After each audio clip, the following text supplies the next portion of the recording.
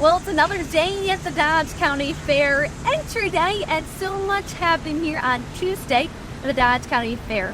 I'm your 2024 Dodge County Fairest of the Fair, joined by 4-H club leader among many other titles, Vicky, thanks for joining us today. Thank you, and it's an honor to join you. Vicky, share with us a little more about your background. I'm a Dodge County 4-H leader. I'm a leader of the Lomira Clover Leaves 4-H club. I've been a leader for 15 years. Farmer's daughter, farmer's wife, raised the kids on the farm and stuff. So, and I'm, as some of the 4-H kids say, I'm a mother to many because with all the 4-H kids I have, there's 58 in our club at this time. Wow, and today what's happening on the fair? There's a launch for Tuesday, entry day, some judging happening. What have you been up to today with entry? I entered my open class entries. I take my daughter takes photography. I take house plants, garden flowers, and some baking items. So I got them all entered, and I just entered my daughter's 15 photography entries along with her other stuff. So what's the cool part of the fair is open class is open to anyone, no matter your location, and it's typically open for those people who have graduated from the fair. It's just the older people, so people like me and you, and we've been early on. But what else is happening is the livestock weigh in, so that will help at the meat animal auction on Thursday evening. And there are also some happening. Clover bud judging. To someone who may not know, what is a clover bud? A clover bud is where you begin in 4-H. As clover bud is for kids in 5K, first and second grade, and there's a variety of projects they can take, and there's certain ones they have to pick from that they can do each year, and it depends upon what grade you're in and how many entries you can take to the fair. Now, Clover Buns is part of 4-H. Correct. And 4-H, in order to show here at the Dodge County Fair, you have to either be part of 4-H at this day or another youth-recognized organization. So 4-H, what is 4-H? 4-H, the motto is learning to do and doing to learn. So it's a lot of hands-on activities that get the kids to where they are today, from showing at the fair to volunteering to other leadership projects within the club and stuff. There's a lot of opportunities for kids. I always tell the kids that they get out of 4-H what they put into it. So if they want to be full force gun, go ahead and get into a lot of this stuff, they'll get more out of 4-H than the kid that doesn't want to or isn't able to do as much.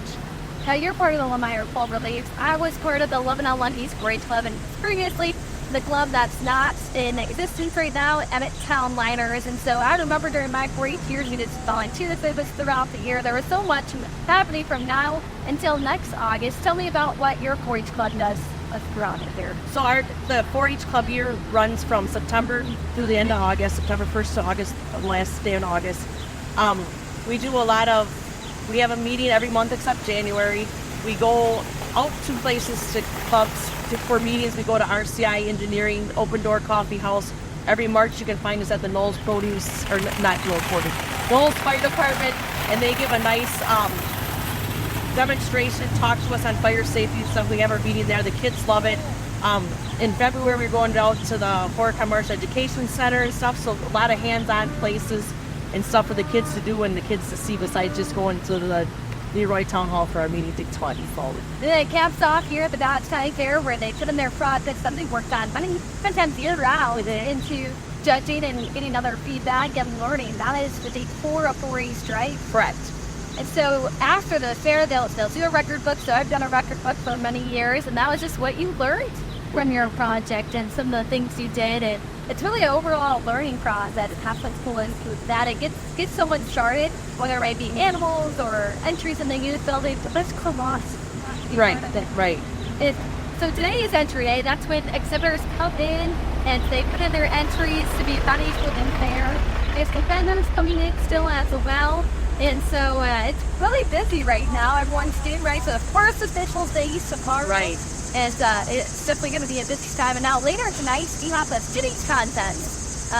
We are connecting to the fair with First Dairy. Something about what is clipping. Clipping is like what we would say in terms would be hair cutting. You give your cows all a haircut prior to coming to the fair. You clip them from the tip of their nose to the tip of their tail. Everything has come off, except, of course, their tail switch, but I mean, you do clip up to the tail, and you clip everything on your cows or dairy animals so that they look nice and sharp and stuff. And there's special techniques to make them look wider ribbed, narrower ribbed, whatever. And it's a fun thing to do, and it's amazing what those animals look like once you get them all clipped up. So tonight our exhibitors are competing in the prospective fitting contest. The chief is at 7, and then 7:30 is dairy and livestock. And also some other judging happening is not the house plants, the planters that you'll see around. What do you about what's on it? So each club, if they want to join or enter, they can enter the planter contest, and one family from each club, or sometimes each club maybe has a group of people, but in our club it's one family that does it. They take the planter and fill it full of thrillers, fillers, and spillers is what you're supposed to have in there to make a nice planter look beautiful and stuff. They care for it. They bring it here to the fair. It gets entered, judged, and stuff. Like Michelle said, the judging will be tonight. And then they're put all throughout the fairgrounds to beautify the fairgrounds and stuff. So it's a neat project. I did it for many years, as long as from the time my daughter started to the time she ended. That was one of our projects we did and stuff. And it was fun to do, and a learning experience along the way, because sometimes something didn't really work right, so you'd improve the next year or whatever and stuff. But I said I did end up with a couple first place ones that I'm pretty proud of. So it's a whole family affair that shows here for you. Tell me about that. So for my family, my daughter was the only one in 4-H, and she now lives up in Norwalk, and she brings entries down here to the fair. My husband and son both enter and stuff, as well as myself. So today was entry day, so we brought all of our entries in 2 carloads. I brought plants and photography and baked goods and stuff, and then the husband and son brought all the crop entries and stuff. So there's been a little bit of a change over here at the fair and how to do stuff. So things weren't going so good over in the open class, I guess, so they dropped stuff off. But they got it all settled down. They said next year you got to have some of your stuff in bags, where previous years you had to dump it boxing. So it'll all get straightened around. This is a learning curve for a lot of things this year, because so many things have been changed through the youth building and as well as open class. So, but there is so much joy just at entering something like your farming. Right. So what's the benefit of entering class night? It's just the competition between father, son, between us family members. Sometimes between farmers. You can kind of, if you know the farmer, you can kind of get rough with each other up, and stuff. And it's a fun competition. And that, I mean, if you win a ribbon, we're not going to be able to retire off of it or anything, but it's fun. In our family too, we have the competition of who gets the biggest fair check and stuff. So it's always a competition, and it's fun to see what you get and stuff. I said last year I got a special merit on my poppy seed cake I brought in, so this year my husband goes, you better make that again, you got to redeem yourself. So we'll see what happens this year. But rules have changed a little bit. No frosting. Right, no frosting this year. Last year there was frosting. I personally think the frosting makes the cake. But anyways, so the rest of them at home tonight, I'll be frosting the rest of it to make it taste real well. Good. And I know it's a family affair for my family as well. For the first time last year, my family showed something, and that was cool, because my dad said we're showing the forest. So he got a blue ribbon on his vegetables. My mom showed some photography. My 2 sisters showed photography as well as me. And so, while you do get a few dollar premium, it's more about the learning experience. Right. What's usually better. And I know with my year to be here at open class and exhibitor, I've really enjoyed that photography. Is there something? How do you first of your film? Yeah, you're always learning something, no matter, like Michelle said, in junior fair or open class, there's always something being learned. One thing I wish we could do more of is watch the open class judging. I mean, when I was here as a dairy leader, I would go over and watch, but I said now being not the dairy leader, I'm home milking cows, so I can't watch it as much and stuff. But it's just neat to see and kind of look and kind of see why the judge maybe placed this one over that one and stuff. So it's always fun and a learning experience, and maybe somebody heard the judges that you could talk to and learn from that as well. Now you're a 4-H leader. What's that look like? A 4-H leader, there's a lot of behind the scenes work that is to be done. I make out the agendas each month, do the treasurer's report for the treasurer and stuff. I send out an email prior to the meeting, kind of tell the kids what to expect at the meeting and stuff, so they come prepared.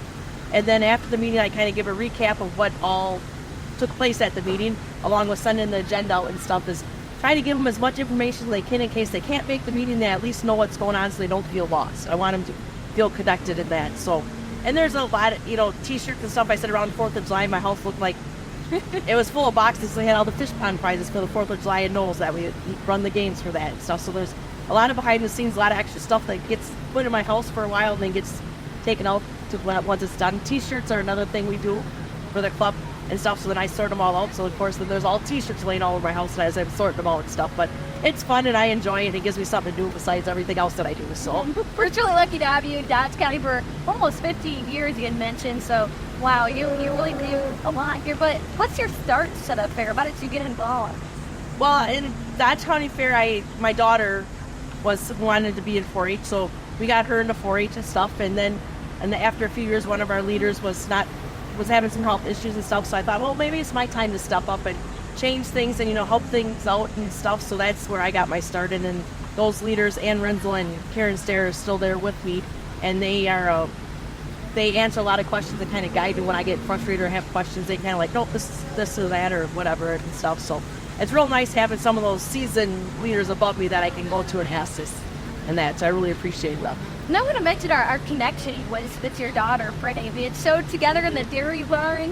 What are some of your favorite memories from them? Well, I guess the one time it rained so hard, the doors were shut and the girls were all line dancing in the middle of the barn. It was just hilarious watching them. I guess the nights of BS on the bank boards in the barn. It's a card game. It's a card game that the kids all get to play, and it's like you got to play BS, and if it's not a fair, if you don't play BS and stuff, and you have all the neighbor kids come in, so you got this whole bunch of kids playing this game. Those were always fun. Another one was some of the animals need their hoofs painted, so there's hoof prints on the sidewalk. So that one year the girls thought they needed to paint their hands, so they put on rubber gloves and painted hand prints down the sidewalk and stuff. So it's a lot of fun memories and stuff. And I said this year now is the first time that Lebanon Luckies and Lomira Clover Leaves aren't together in the dairy barn, because there's so many that were each on different sides, but we have been together forever. And when the Stangler girls and my daughter showed, it was just, hey, I got to go somewhere. Can you watch my animals? And can, vice versa. We help each other out, and the barn becomes the big family. We can't wait to come back to the fair each year. And year after year, we just continue to have more fun and stay in touch. Now that we're open class and exhibitors and just supporters of the fair, we stopped staying in touch. Yep. Now it's because of the fair we got that memory. And I know one of my favorite memories was when having a fun night with my cousins, Freddie and some of the people who we showed with. And so we would always try to get a fish, and then we would be stuck with the fish from the midway. So a lot of fun memories. Yes, and that was always the Saturday night. The kids had enough, and showmanship was done, so we kicked the kids out of the barn, and the adults stayed at the barn to watch the cows, and the kids went out and had fun themselves on midway, and it usually involved the fish or two coming home. What a good story we have here, but some shorter questions. What's your favorite fair food? I'd have to say Ben's pretzels or the grilled cheese sandwiches at the Twat Bill. So just that, those are good. What are you most looking forward to?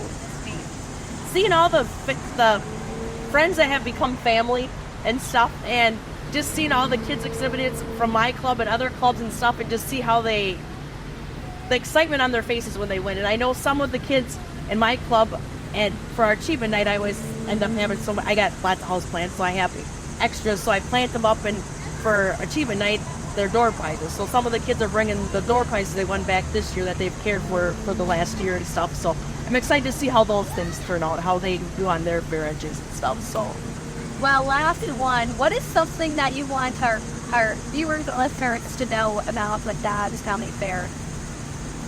Come to the Dodge County Fair. Most people say that this is one of the best fairs around. There's animals. We're like outgrowing the barns. In Doug Nidman's statement interview last night, he said we're going to possibly be getting a new dairy barn and stuff, and it's like, hallelujah, because we need that. The kids are outgrowing it and stuff, and it's a fun learning experience. If you see anybody standing around their projects or fair entries, be sure to ask them questions if you got questions. Don't just bypass and say, gosh, I wonder about this. Ask those kids questions. They want to be asked. They're very knowledgeable stuff, so please just stop and ask a 4-H FFA member whatever questions you got, or a superintendent, or anybody standing around in these buildings, because if they don't know the answer, they'll point you to the person that probably will know the answer. So it's a great learning experience here at the fair, and fun time with family and friends. And there's approximately over 600 youth exhibitors and over 400 open class exhibitors. So 1,000 people here exhibiting, and that's what's cool about the Dodge County Fair, is that there is so much to learn and review on. So whether you're Lipton County or not, it's a great way to get your hands out. So thanks for joining. There is so much happening behind us as trailers continue to get set up for the first official day of the Dodge County Fair starting tomorrow, Wednesday, August 14th. I hope to see you here near Beaver Dam. Thanks for joining. I'm your 2024 Dodge County Fairest of the Fair Michelle Stangler, joined by 3 club leaders Vicky Fink.